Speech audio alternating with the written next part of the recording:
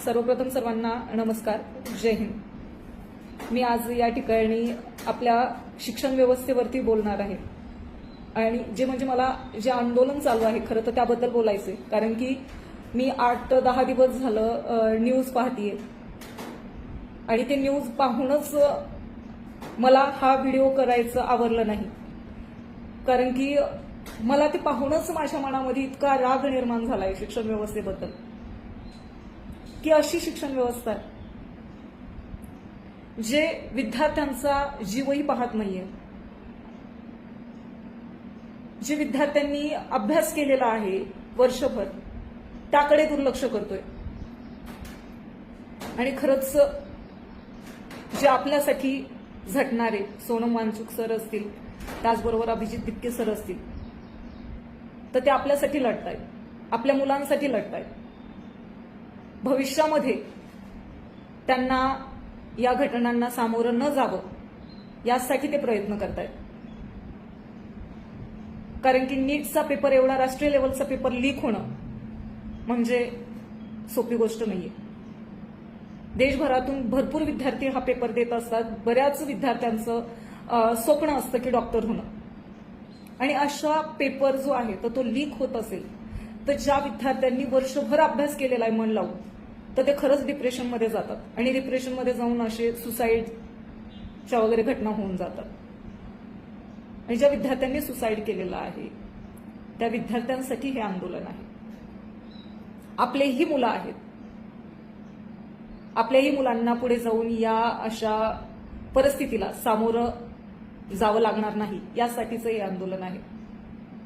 मी पाहिलं त्या न्यूजमध्ये खूप विद्यार्थ्यांना लाठीमार होतोय, अश्रुधुरांचे नळकांडे टाकले जात आहेत, मुलींचे कपडे फाडले जात आहेत. ही लज्जास्पद गोष्ट आहे आणि ही नाही आवडली. आणि हे बघूनच अक्षरशः माझ्या डोळ्यातून पाणी येत होतं ते पाहताना, की असं कोणी कसं करू शकतं. आपलेही मुलं आहेत आणि या मुलांना इतपत मारणं, डोकं वगैरे फोडणं हे कितपत योग्य.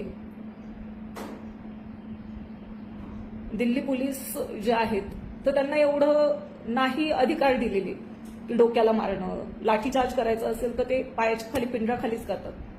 पण डोके, पाठ वगैरे मुलींचे कपडे फाडले जातात. मुलींनाही पाहिलं जात नाही की या मुली आहेत म्हणून.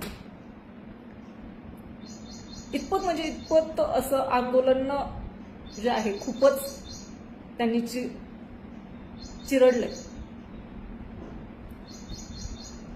आणि खरंच माझा या आंदोलनाला मनापासून पाठिंबा असणार आहे, कारण की मी जरी तिथं नसले तरी सुद्धा मी रोज ते व्हिडिओज पाहत असते, रोज न्यूज पाहत असते आणि ते पाहूनच माझं मन जे आहे तर ते त्या शिक्षण व्यवस्थेबद्दल खूप रागाने भरलेलं आहे. आणि खरंच तुम्हाला जर विद्यार्थ्यांची काळजी असेल तर खरंच धर्मेंद्र प्रधान यांनी राजीनामा द्यावा आणि जी शिक्षण व्यवस्था आहे तर ही मजबूत करावी, जेणेकरून येणारी जी पुढची पिढी आहे तर त्यांचं उज्ज्वल भवितव्य होईल. फक्त असं म्हणून चालत नाही की मुलं जे आहेत तर हे आपलं पुढील भविष्य आहे, एवढं म्हणून चालणार नाहीये. खरंच ते भविष्य आपण घडवलं पाहिजे आणि ते भविष्य मुलांचं घडवण्यासाठीच हे आंदोलन सुरू आहे. या आंदोलनाला माझा पूर्णपणे पाठिंबा असणार आहे. थँक्यू.